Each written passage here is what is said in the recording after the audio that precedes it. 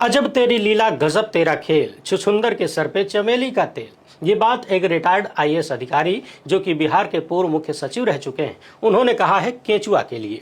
अब जब छछुंदर और चमेली का तेल आइए गया है तो मालिश करते हुए आगे बढ़ते हैं। कहें कि छछुंदर के सर पे न शोभे चमेली, कहाँ राजा भोज कहाँ गंगू तेली। जो काम गांधी नहीं कर पाए, पटेल नहीं कर पाए, नेहरू नहीं कर पाए, अंबेडकर नहीं कर पाए, जो काम तमाम समाजवादी भी नहीं कर पाए, वो काम मोदी शाह के लाडले ज्ञानेश कुमार गुप्ता ने कर दिया। जी हाँ, बिहार में एसआईआर के बाद जो ड्राफ्ट लिस्ट आई है उसमें ऐसी ऐसी कहानियां सामने आ रही हैं जिन्हें देखकर आपका भी मन करेगा कि कान में कड़वा तेल डाल के सो जाएं। मगर सोइएगा मत, काहे कि जो सोवत है वो खोवत है। ये वक्त सोने का नहीं, जागने का है, और जगाने के साथ साथ निहारने का भी है। केजुआ के ज्ञानेश कुमार गुप्ता ने नफरती चिंटुओं को बेरोजगार कर दिया। प्रधानमंत्री मोदी के 11.5 साल की मेहनत पर पानी फेर दिया। योगी आदित्यनाथ, हेमंत बिस्वा शर्मा और टी राजा जैसे नफरती बयानबाजी करने वाले भाजपाई नेताओं को 440 वोल्ट का झटका दे दिया है, क्योंकि केचुआ ने बिहार में एक घर में तिवारी जी, सिन्हा जी, बाबू साहेब, मुस्तफा, गोस्वामी, पासवान, आलम, प्रसाद सबको ठिकाना दे दिया। जी हाँ, इतना मिश्रित समाज कहाँ मिलेगा आपको। नफरती चिंटू बेचारे दिन रात हिंदू मुस्लिम करके, जाति आधारित छुआछूत करके, कहीं दलित कभी आदिवासी के मुंह पर पेशाब करके बांटने में लगे थे, और ज्ञानेश कुमार गुप्ता ने एक झटके में फेविकोल लगा के सबको चिपका दिया। खातून की शादी अब्दुल ठाकुर से करवा दिया, और क्या चाहिए। इतना ही नहीं, केचुआ ने मरे हुओं को भी जिंदा कर दिया। वरिष्ठ पत्रकार अजीत अंजुम ने कुछ ऐसे ही मामले पकड़ के सामने रखा है। तो आइए इस वीडियो में धुआंधार तरीके से देखते हैं कि बिहार में केचुआ के कितने कांड सामने आए हैं। यकीन मानिए, स्वर्गीय राजू श्रीवास्तव और कपिल शर्मा ने आपको उतना नहीं हंसाया होगा जितना केचुआ के ज्ञानेश गुप्ता हंसाने जा रहे हैं। बस टकटकी लगा कर देखते जाइए और एक आध गिलास पानी लेके बैठिएगा। जितना आगे बढ़ते जाएंगे मुमकिन है योजना का लाभ मिलता जाएगा। और वीडियो को आखिर तक देख लिया तो 15 लाख प्लस जीएसटी पक्का। लेकिन सबसे पहले जवाब ये दीजिए कि इलेक्शन कमीशन ऑफ इंडिया के पति का नाम क्या है। और उससे पहले पहली बार है तो चैनल को सब्सक्राइब करके घंटी बजा दीजिए टन से। बाकी हमारा काम पसंद आता हो तो इस क्यूआर कोड या फिर मोबाइल नंबर का प्रयोग करते हुए जो भी हो सके आर्थिक सहयोग भेजने का प्रयास जरूर करिए ताकि आपकी आवाज चलती रहे। अच्छा चलिए, इलेक्शन कमीशन ऑफ इंडिया की बेटी का नाम बता दीजिए। क्या हुआ, नहीं पता है? इधर देखिए, निर्वाचक का नाम नेहा कुमारी, माता का नाम इलेक्शन काम mission of India Nirmala Devi, निर्वाचक का नाम श्वेता गुप्ता, अन्य अदर। और देखिए, निर्वाचक का नाम मधु कुमारी, और मधु कुमारी के पति का नाम क्या है? हस्बैंड, वो भी 2 बार। इधर देखिए, दिव्या राज, पिता का नाम फादर। है ना कमाल की व्यवस्था। एक फादर से काम नहीं चल रहा था इसलिए डबल फादर घुसेड़ दिया। अभी कांग्रेस की सरकार होती तो एक फादर से काम चलाना पड़ता। देखिए, यहाँ डबल इंजन है तो डबल फादर मिल रहे हैं और डबल हस्बैंड भी मिल रहे हैं। उधर बिहार के पूर्व मुख्य सचिव जो कि रिटायर्ड आईएएस अधिकारी हैं, उन्होंने केचुआ का कैसा कच्चा चिट्ठा खोला है और उनके साथ, उनकी मेहरारू के साथ कौन सा कांड हुआ है उस पर भी आएंगे। मगर पहले आपको बल भर हंसा लेते हैं। पहले हंसिएगा तबे न फंसिएगा। और हाँ, एसआईआर को लेकर केचुआ क्या क्या वादा किया है उस वादे को जरूर देखिएगा, आखिर में बतियाएंगे। केचुआ का पोस्टर दिखाऊंगा और ध्यान से पढ़ लीजिएगा। मगर उससे पहले नुसरा खातून से मिलिए। इन्होंने अब्दुल ठाकुर से शादी कर ली, मगर अब्दुल ठाकुर की समस्या को समझिए। बेचारे ने मूल नाम बदल दिया मगर ठाकुर नहीं बदल पाया जी। अच्छा, चुनाव आयोग का एक और विश्वगुरु टाइप कारनामा देखिए।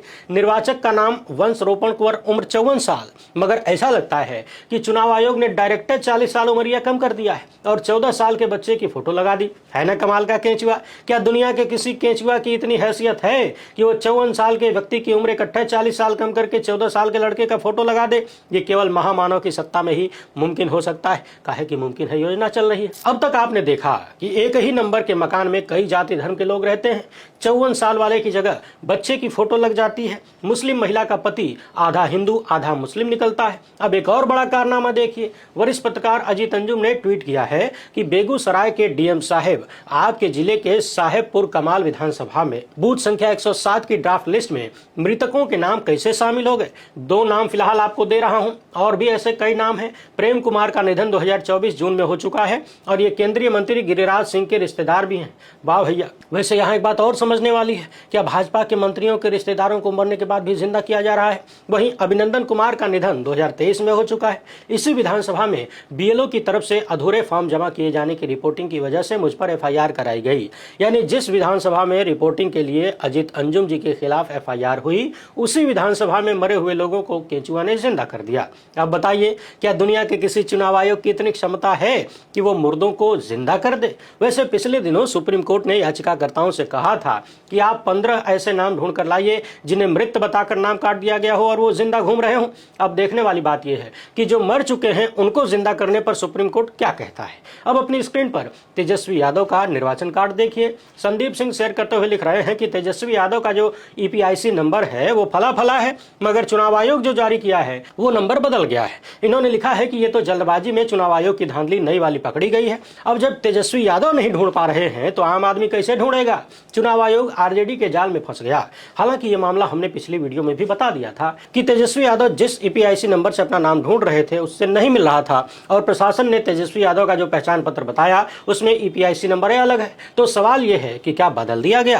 क्योंकि ईपीआईसी नंबर तो एक होता है ना। और यदि तेजस्वी यादव 2 कार्ड बनवा के टहल रहे हैं तो चुनाव आयोग को वो भी स्पष्ट रूप से बताना चाहिए। बहरहाल तेजस्वी का ये ट्वीट देखिए। इन्होंने लिखा है कि मतदाता सूची पुनरीक्षण में बिहार के पूर्व मुख्य सचिव स्तर के रिटायर्ड आईएएस अधिकारी व्यास जी ने मतदाता सूची से अकारण नाम काटने पर अपना अनुभव फेसबुक पर साझा किया है। व्यास जी लिखते हैं कि मित्रों, निर्वाचन आयोग के अनुसार उन्होंने अपने वेबसाइट पर वोटर लिस्ट का प्रारूप अपलोड कर दिया है। मैंने अपना और अपनी श्रीमती का नाम चेक करने की उत्सुकतावश कथित प्रारूप डाउनलोड किया और अपना वो ईपीआईसी नंबर जिसे निर्वाचन आयोग ने 11 दस्तावेजों की अपनी सूची में शामिल ही नहीं किया था और सुप्रीम कोर्ट के सुझाव के बाद भी शामिल करने में आनाकानी कर रहा है, वही ईपीआईसी नंबर निर्धारित खाने में डालकर अपना स्टेटस देख सकते हैं। अच्छा, ये सवाल भी हमने पहले उठाया था कि पहचान पत्र के तौर पर वोटर आईडी कार्ड को केंचुआ ने स्वीकारने से मना कर दिया। सुप्रीम कोर्ट के कहने के बाद भी मना कर दिया, मगर अब उसी का नंबर डालकर चेक करना है। तो आगे व्यास जी लिखते हैं कि हम दोनों ने जब यही किया तो हमें बीएलओ से संपर्क करने को कहा जा रहा है, जबकि बीएलओ हमारा गणना प्रपत्र भर के जरूरी कागजातों का फोटो खींच कर ले गए थे। इसे कहते हैं अजब तेरी लीला गजब तेरा खेल, छुछुंदर के सर पे चमेली का तेल। जब गलत लोगों के हाथों में सर्वाधिकार चला जाता है तो उन्हें मनमानी करने से कौन रोक सकेगा? समझ लीजिए कि जब हम पढ़े लिखे सेवानिवृत्त अधिकारियों, सरकारी अधिकारियों, कर्मचारियों की ये हालत है, ऐसी हालत कर दी गई है, तब प्रवासी मजदूरों और कम पढ़े लिखे लोगों की क्या स्थिति होगी? वे तो अपना नाम ढूंढते ही रह जाएंगे। वैसे पढ़े लिखे लोगों की बात आ ही गई है तो इन्हें देखिए। बिहार के ही पत्रकार हैं अभिषेक कुमार। इनका कहना है कि मैंने भी अपना नाम चेक किया है, मेरे घर के पते पर तो सच्चा समाजवाद आ गया है। ऐसा सच्चा समाजवाद जो आचार्य नरेंद्र देव और लोहिया भी नहीं ला सके। इस एसआईआर ने सिंह, शाह, पटेल को एक घर का निवासी बना दिया। यानी अभिषेक कुमार के घर में भी कई जात बिरादरी के लोगों को ठिकाना मिल गया है। अब बताइए, इतना बढ़िया समाजवाद लाने के लिए फलाने जी को थैंक यू बोलना चाहिए कि नहीं? बिल्कुल बोलना चाहिए। तो मेरे साथ जोर से बोलिए, थैंक यू फलाने जी।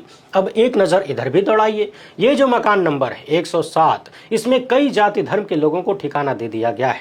इस पर राष्ट्रीय जनता दल ने लिखा है कि मकान नंबर 107 को चुनाव आयोग जिला घोषित काहे नहीं कर देता है? ऐसे ही हुआ है विशेष गहन पुनरीक्षण।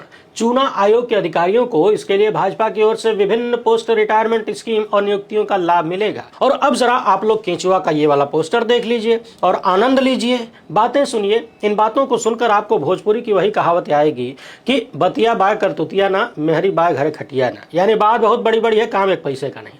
केंचुआ लिख रहा है कि शुद्ध मतदाता सूची ही सशक्त लोकतंत्र का आधार है। सर्वप्रथम समावेश, कोई भी योग्य मतदाता छूटे ना। अब जिन लोगों का छूट गया है वो पता लगाएं कि योग्य है कि नहीं, काहे छूट गया। केंचुआ बता रहा है कि 24 जून से 25 जुलाई तक पहला चरण चला है, यानी गणना चरण। दूसरा चरण क्या है? 1 अगस्त से आखिर सितंबर तक चलेगा। इसमें गलती सुधारी जाएगी। कोई भी मतदाता या कोई भी राजनीतिक दल अपने दावे या आपत्ति दर्ज करा सकते हैं। हालांकि कितने दावे और कितने आपत्तियों को सुना जाएगा भी कि नहीं, ये केंचुआ बता सकता है। हम तो खाली वही बतिया रहे हैं जो केंचुआ ने लिखा है, और केंचुआ खुद ही लिखकर खुद ही नहीं मानता है। इसका प्रमाण भी हमने देख लिया है। तीसरा चरण है कि सभी ईआरओ द्वारा प्रपत्रों की जांच एवं सभी दावों और आपत्तियों का निस्तारण किया जाएगा। मतदाता सूची का अंतिम प्रकाशन 30 सितंबर 2023 को होगा। इतने से मन नहीं भरा है तो और सुनिए, एसआईआर के प्रमुख 10 उद्देश्य क्या हैं? सभी मतदाताओं और सभी राजनीतिक दलों की भागीदारी। अब ये मत पूछिएगा कि इतने कम समय में जो लोग घर वापस नहीं आ पाए उनकी भागीदारी का क्या होगा। दूसरा सुनिए, बिहार में कोई भी योग्य मतदाता छूटे ना। अब जो बिहार के पूर्व अधिकारी व्यास जी और उनकी मेहरारू का छूट गया, उनका जिम्मेदार कौन है? आगे लिखा है कि बिहार का कोई भी अस्थायी प्रवासी छूटे न, बिहार में कोई भी शहरी मतदाता छूटे न, कोई भी युवा मतदाता छूटे न। सभी मतदाताओं और सभी राजनीतिक दलों से नियमित रूप से जानकारी साझा करना ये महत्वपूर्ण पॉइंट है, ध्यान रखिए। उधर तेजस्वी यादव कह रहे हैं कि हमको लिस्ट तो दे दिया लेकिन खाली नाम है, पता है ये नहीं है। जब पता का पता नहीं है तो पता कैसे लगाएंगे। 7वां उद्देश्य है वॉलंटियर सहित सभी चुनाव कर्मियों को पूर्ण सहभागिता। अब सवाल यह है कि कर्मचारियों की पूर्ण सहभागिता का कौन सा उद्देश्य होता है भाई। बहरहाल केंचुआ का अगला टारगेट है गणना चरण के दौरान उठाए गए हर मुद्दे का समाधान। 1 अगस्त से 1 सितंबर तक प्रारूप मतदाता सूची की त्रुटियां हटाना। और 10वां बड़ा जरूरी है कि बिना किसी स्पीकिंग ऑर्डर यानी स्पष्ट आदेश के उप मतदाता सूची में से कोई भी नाम नहीं हटना चाहिए। अब जिन जिन लोगों का नाम हटा है वो पता लगाएं कि उनका नाम हटाने के लिए कौन कौन से स्पष्ट आदेश मिले हैं। केंचुआ ने 10 उद्देश्यों में इस बात को शामिल कर लिया है, मगर यही बात बार बार तेजस्वी यादव कह रहे हैं कि जिनका नाम काटे हो बताओ कि किस आधार पर काटे हो, लेकिन केंचुआ नहीं बता रहा है। SIR के 10 प्रमुख उद्देश्य तो केंचुआ ने बता दिया, मगर वो मूल उद्देश्य यहाँ नहीं लिखा है जिसके लिए ये सारा खेल रचा गया है। अब वो मूल उद्देश्य मैं भी नहीं बताऊंगा। मैं भी आपकी जांच करना चाहता हूं, मैं भी आपका SIR करना चाहता हूं, स्पेशल इंटेंसिव रिवीजन। आप दर्शक बताइए, इतने साल से मैं बोल रहा हूं, आप लोग कमेंट में बताइए कि ये सारा प्रपंच रचने का केंचुआ का मूल उद्देश्य क्या है। जो नहीं बता पाएगा उसको 15 लाख नहीं मिलेगा, और ये मेरी गारंटी है। फिलहाल इतना ही। वीडियो पसंद आई हो तो ज्यादा से ज्यादा लोगों तक पहुंचाएं। पहली बार है तो चैनल को सब्सक्राइब कर लीजिए। हमसे जुड़ने के लिए बहुत बहुत धन्यवाद। जय हिंद।